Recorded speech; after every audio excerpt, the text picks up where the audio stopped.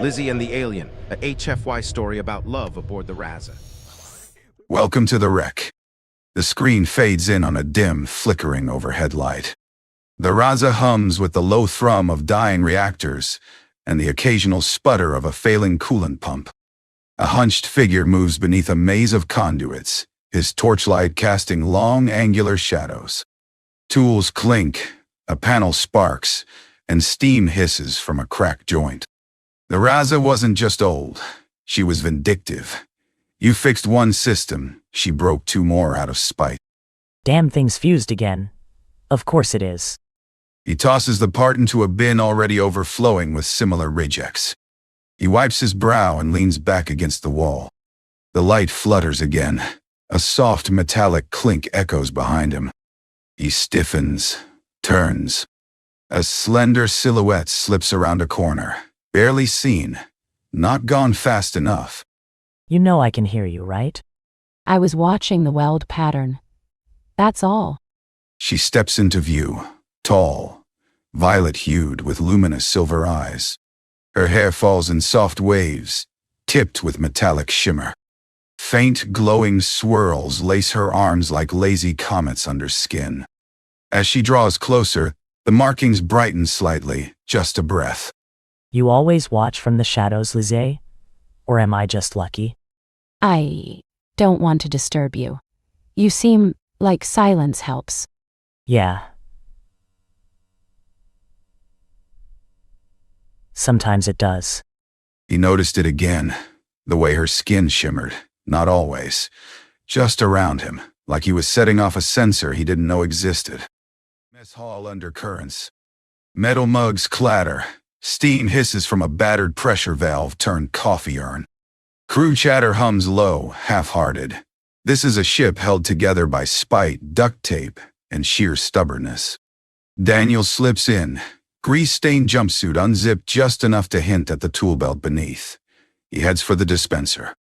Hey, mech boy. That engine stable enough to stop howling? If you don't hear it howling, it's dead. Chortles ripple through the table. Lizee walks in behind him, clutching a data pad, clearly trying not to be noticed. Her eyes flicker toward Daniel, then quickly away. Quietly, to Jack so you see it too, right? Jax grins, sips his coffee. She glows around him. Literally, I'm taking bets on who cracks first. Double or Nothing says it's him. He's overdue for a breakdown and a crush. Lizee sets down her pad at the end of the table, posture rigid, trying to look busy. Daniel sits across from her, acting unaware, or maybe pretending. I should say something. Anything. But I don't want to mess up the only quiet we get. For a long moment, they just drink their coffee in near silence, except for the soft glow on her arm pulsing like a heartbeat between them. Tool locker shadows. Daniel is sorting tools, shelves clattering softly as he lines up battered drivers and worn spanners. His fingers pause on a screwdriver with a bent tip. A woman's laugh, a flash of light hair, a crash, then darkness. He blinks, jaw tightens. The memory fades like a tide. He keeps moving. A clatter behind him, he doesn't jump, just turns, slow and calm. Sorry. She's reaching past him for a hydro spanner, close enough that her arm glows where it nearly brushes his. You're always just nearby, huh? Their fingers brush. The glow intensifies, barely, but enough. Close up, her pupils dilate. A quick silver flash in the low light. I think the ship likes it when we're close. Then, it's the only one who does. But that wasn't true. Not anymore, and maybe. Being broken didn't mean you had to stay that way. Gallery view. A narrow, cluttered room. Half rec room, half spare parts graveyard. Bunk slats line the far wall. A cracked vid screen plays muted reruns of a Terran comedy series no one admits to watching. On the ratty couch, Raina lounges sideways. Datapad across her lap, feet kicked up on a crate of expired rations. Jax tinkers nearby with a coil of copper wire and a fried drone chassis. His knuckles are stained from this morning's spark bath. You ever notice how Lizzie always finds something so fascinating wherever Daniel's working? She floats like a ghost with an excuse. Yeah, but not for anyone else. It's always him. Oh no, I just needed to recalibrate this junction 5 centimeters from your hip, Daniel. Guy's been welded shut since the accident. You'd think Glow Girl might be the arc that finally breaks his casing. He never says much. Just always fixes things. Doesn't matter what. Coolant leaks, busted morale, broken hearts. He patches them all. Silently. Yeah. Quiet kind of loyal. The kind that gets you killed or kissed. Well, my creds are still unkissed. And if not, we're due for a very interesting poker night. Cut 2. Maintenance shaft. Same time. Daniel is elbow deep in a stuck grav damper bolt. Lizee crouches nearby, pretending to be interested in a wiring chart turned upside down. From the outside, it was obvious. She hovered.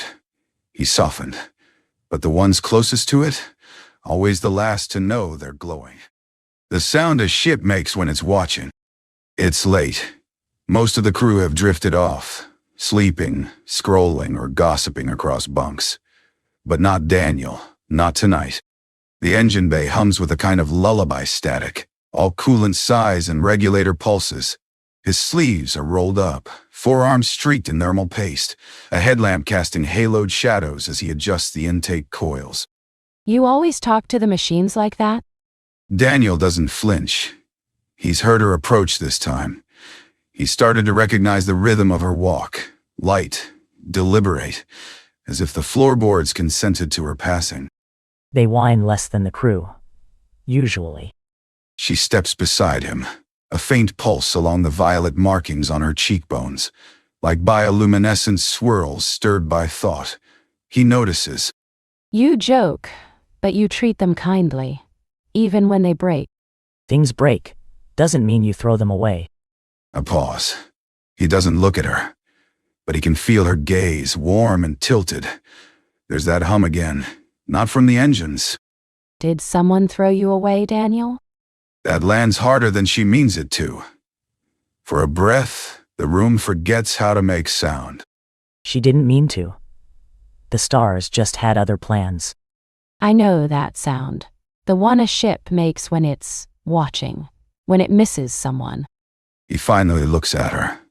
Her glow is brighter now. Not a glare, just warmth, intent. You've been on ships long? Too long. None of them stayed. A moment stretches. Then the ceiling vent groans, metal expanding with heat, and Daniel exhales with it, stepping back from the coil. The spell breaks gently. Well, this one stays, even if it shouldn't. Then, maybe, I will, too.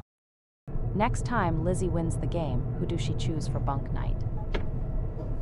So who did she pick for bunk night? Guess we'll see next time.